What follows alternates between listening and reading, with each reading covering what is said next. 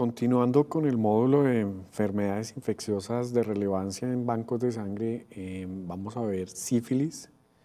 Digamos, es el marcador primario que se empezó a tamizar en los bancos de sangre por allá en los años 50 y básicamente con el reconocimiento de la bacteria Treponema pallidum, que es una espiroqueta que conformaba el grupo de Treponema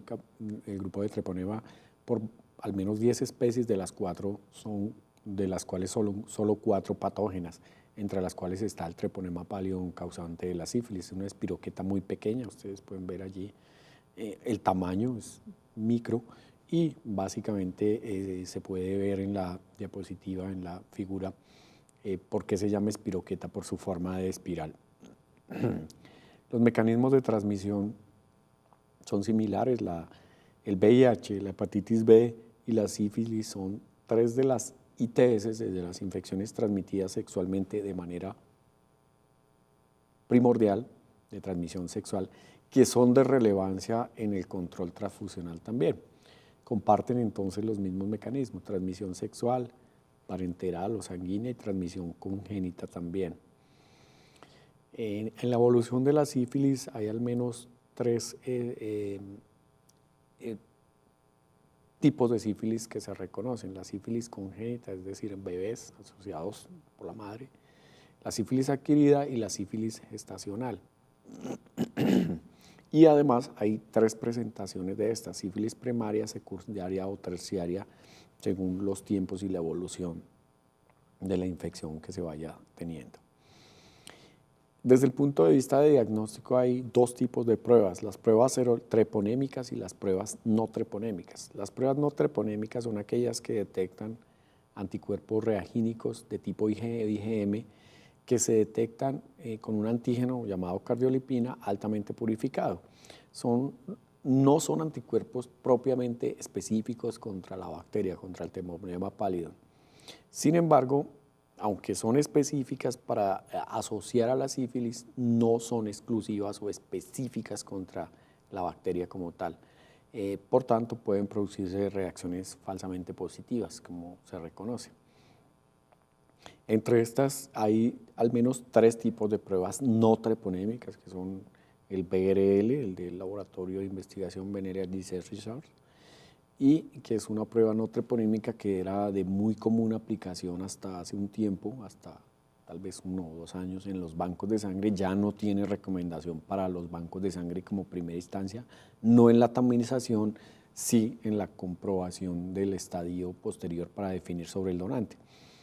La prueba RPR también, la reaginasa rápida en plasma, que tiene también una prueba de detección no treponémica. Y hay pruebas de inmunoensayo también en versión no treponémica que funcionan con los antígenos que se usan para el BRL. Como decía, tanto el BRL como el RPR ya no son pruebas recomendadas para su uso en tamización. Se usan acorde con los algoritmos nacionales en la confirmación o suplementación del estadio del donante. Y las pruebas treponémicas, que sí son las recomendadas, que son las que se usan, son los métodos de elección para la detección de infectados reales de sífilis. Y la más reconocida, digamos, el estándar de referencia es el FTA, las absorción de anticuerpos fluorescentes de treponémica, de treponema, que es una prueba que requiere cierta estructura, pero que permite la configuración y la confirmación de los casos de infección treponémica. Obviamente en los casos treponémicos, pues la detección se hace de IgM y de IgG, y cuando en una prueba treponémica un individuo resulta siendo positivo y es verdaderamente positivo, pues se asume que es una IgG y esa huella queda para toda la vida, es la huella serológica. Hay varios tipos de pruebas treponémicas. La anterior es la FTA, como ya está acá resaltada, la prueba de hemaglutinación treponémica y la prueba treponémica como tal, TPHA, que son pruebas de hemaglutinación que se realizan en placas. Y la prueba recomendada para el caso de los bancos de sangre son los ELISAs, detección de anticuerpos treponémicos por la plataforma de ELISA, que es la técnica recomendada para el tamizaje de las donaciones de sangre y que permite obviamente una plataforma automatizada. Hay otros tipos de inmunoensayo como el Western blot de membrana que se usa para confirmación de casos donde el FTA no puede dilucidar si la persona o si la muestra tiene la presencia de anticuerpos o no antitreponémica. En esta diapositiva ustedes pueden ver cuál es la interpretación según el resultado de las pruebas serológicas. Entonces, en la primera línea ustedes pueden ver que si el resultado de la prueba no treponémica es negativa y la treponémica negativa, entonces se puede excluir la infección y a menos de que sea una infección tan reciente que no pueda ser detectada, se asume que el individuo, si no tiene ningún riesgo, sería negativo. En la segunda fila podemos ver que entre una prueba no treponémica positiva y una prueba treponémica positiva, es decir, las dos positivas, se asume que es una infección por sífilis y habrá que indagar un poco más en la entrevista con el individuo para ver el estadio probable en que se encuentra esta persona con la infección serológica. Básicamente, lo que se hace para ver si el estadio está en fase aguda o es simplemente una huella serológica es hacer pruebas no treponémicas como el VDRL o el RPR. Particularmente se recomienda el VDRL. Si la prueba treponémica es negativa y si la prueba no treponémica es negativa, estamos hablando del tercer escenario, no treponémica negativa, treponémica positiva, seguramente es una reacción, muy seguramente hay una infección y asumiríamos que puede ser una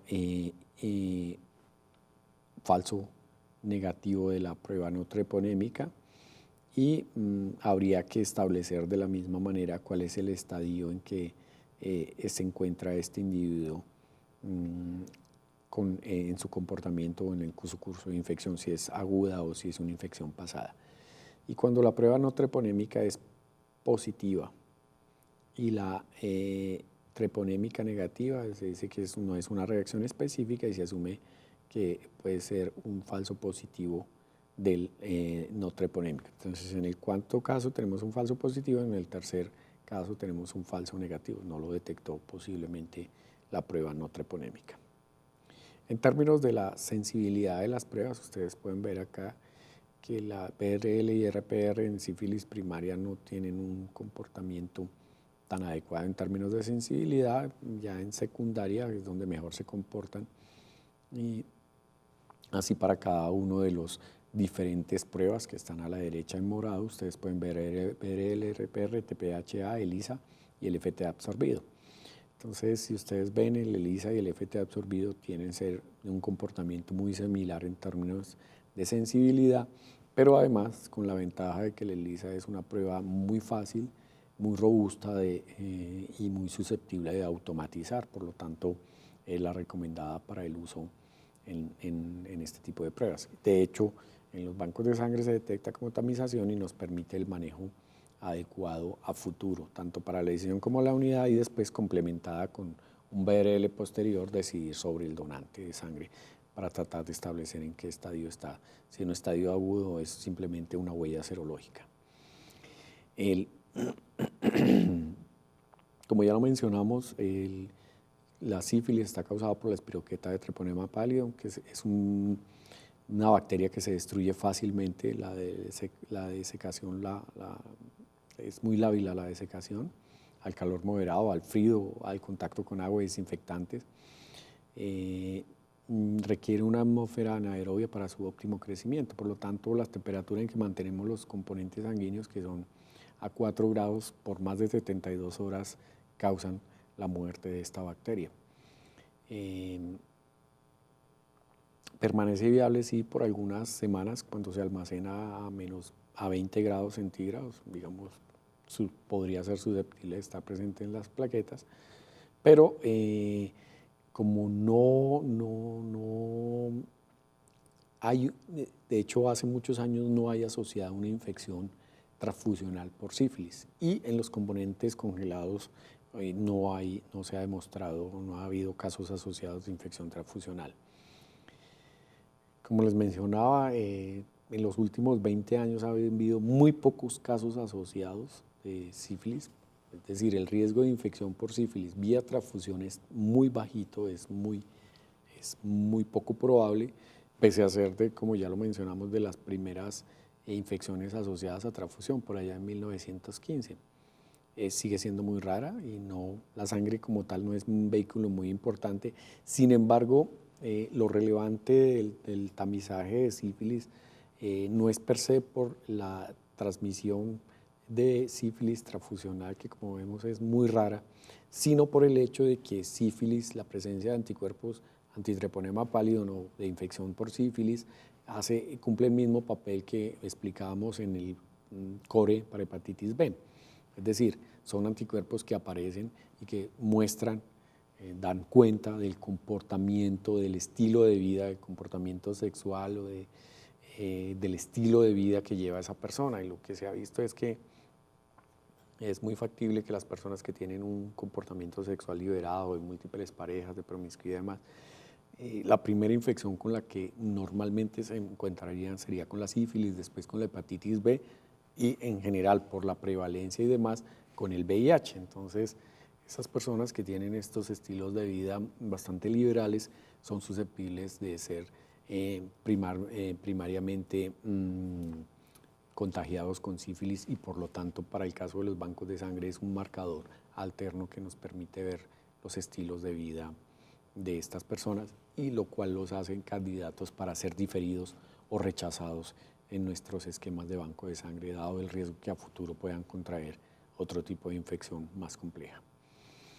Digamos, esa es la razón principal para la que mantenemos la sífilis dentro del esquema de tamización de bancos de sangre en este momento en la mayoría de los países, tanto desarrollados o no desarrollados. Hay un debate amplio en torno a su aplicabilidad, también hay una discusión en torno a que, bueno, si la huella serológica fue hace tiempos, algunas personas dicen, bueno, pero eso fue hace como 20 años que yo tuve sífilis, ya soy una persona que tengo otro comportamiento y demás, pero dado que la huella existe y de que ese comportamiento pues, no lo podemos descifrar en este momento, si eso no es con las pruebas, estamos en la obligación desde los bancos de sangre de diferir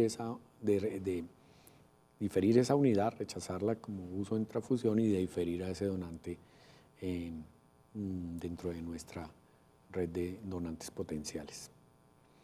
Hasta aquí, digamos, es la revisión de sífilis y resaltando eso, que es un marcador de estilo de vida, básicamente. Muchas gracias.